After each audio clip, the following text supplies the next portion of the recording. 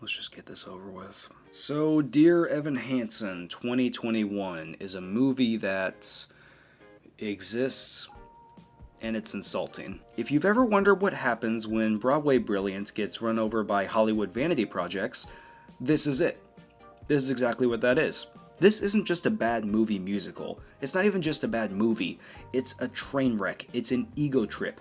A cautionary tale that is just dipped in nepotism. Today I'm going to dive into exactly why this film fails so spectacularly, from the casting, to the music, to the absolute audacity of its very existence. Let's start with the casting, specifically Ben Platt as Evan Hansen. Now, I don't hate the guy. He's talented. He was phenomenal in the original Broadway run back when he was 23 years old. But by the time this movie dropped, he was 28.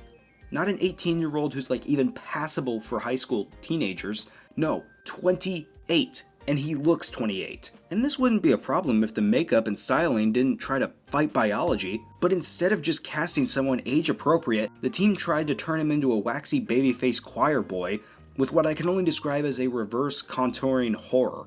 You know, his cheeks are oddly pale, his eyes look sunken into his face, and his curly wig, my God, he just looks awful. It's not just distracting, it breaks the immersion completely and entirely. Every scene that's supposed to be heartfelt just ends up feeling stilted and awkward, like we're watching a 30-year-old man gaslight teenagers. That's what this feels like. The original show had some bangers, obviously.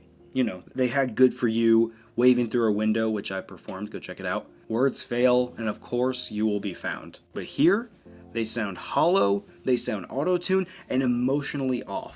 It's really Ben Platt's fault. Let's talk about his delivery with this. He goes for this like quivery, shaky, cry-singing thing throughout the movie where his voice cracks. Yeah, I get it. He's playing an anxious teen, but the performance never grows. There's no arc, there's no confidence or anything. It's just vocal wobbling and emotional strain for 2 hours straight. Especially in the song that opens the movie for whatever reason, Waving Through a Window. That's supposed to be the musical's thesis here, the anthem for outsiders, and in the film it sounds like someone trying not to cry while auditioning for Glee. Look, it's bad enough that they started it with a song that just doesn't have any business being an opener, but also Ben Platt has terrible delivery with it, and I don't know why they did that. Plus, the sound mixing is oddly flat. There's no power, there's no build-up. It's like they removed every ounce of live energy and replaced it with a sterile Spotify mix, and the one song in this movie that lands is Requiem. And you want to know why that is? Because Ben Platt isn't in it to ruin it.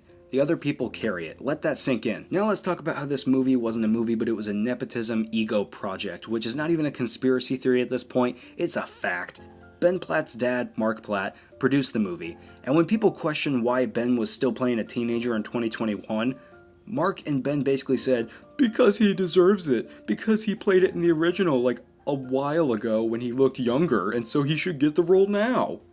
Imagine adapting a Broadway hit into a multi-million-dollar film just so your grown-ass son could cosplay his peak moment again years later. This isn't art, this is self-indulgence. The whole thing screams, look how great my son is in this role that he played a long time ago when he looked like he fit the role.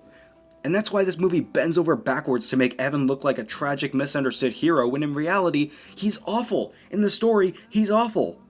Which brings us to, Evan Hansen is not a good person, and the movie pretends he is, missing the point of the original Broadway production. Let's not forget the actual plot here, people. Evan Hansen pretends to have been friends with a classmate who commits suicide. He writes fake emails, lies to the grieving family, gets famous for it, then he falls for the guy's sister. That's the story. And the stage version at least tries to hold him accountable. It shows his breakdown, the fallout, and most importantly, it keeps the song Good For You where everyone calls his ass out. But the movie? No, it cuts it, because heaven forbid we challenge the narrative that Evan, played by the amazing Ben Platt, just is a sad kid who made a mistake. Instead, he gets a redemption arc, a feel-good ending, and a warm hug from the people he lied to. No real consequences, just some shaky singing and a mopey montage. That's all this movie really is. They sanitize the story so hard, it's practically a Lifetime movie, and the fact they cut one of the most important moral confrontations from the show says everything about how it doesn't want to portray Ben Platt in a negative light. That's all this is. They just want to make Ben Platt the movie here, and that's all they did. Everyone else got sidelined too. The story had potential. real emotional depth, and a cast of characters who, if given actual screen time, could have elevated the story, but nope, instead everyone gets reduced to support Evan's journey. He's the real victim here. Evan's mom, the emotional heart of the original Broadway production, barely even a character at this point, barely anything. Connor's sister, the flattest arc ever. Connor himself reduced to a weird hallucination ghost boy who sings from the afterlife, whereas at least in the musical they made it to where that he was singing through the letters. But they did it in such a weird way and so awkward too. And the other characters who had their own pain, growth, and agency in the stage version almost entirely erased. Why? Because this movie is the Ben Platt Show, featuring emotional manipulation and shaky voice cracks. That's what this movie is. Look, there was a way to make Dear Evan Hansen work as a movie, and it could have probably been way easier. With casting fresh talent, keeping the story full, and embrace nuances. That's all they had to do. But instead, we get a weird, ego-driven, lifeless adaptation with uncanny valley acting and butchered music by the son of Mark Platt. Someone who is clearly a nepotism baby. A nepo baby. That's all he is. This movie actively disrespects its source material and strips away the complexity, the accountability, and worst of all, the freaking soul, dude. This movie is about mental health, and when you're talking about mental health, especially in the media, you gotta be careful about how you portray it, and this movie butchered it. Absolutely butchered it, and made it so terrible and unwatchable that they made a 2 out of 10 movie.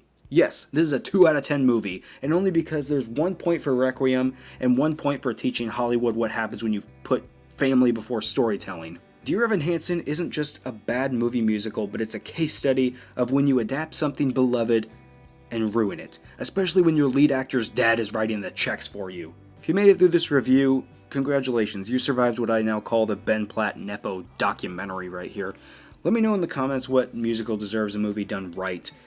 And God, you know what? Just don't even watch this movie. I usually say watch this movie for yourself and see how bad it is, but this is just an ungodly train wreck piece of garbage.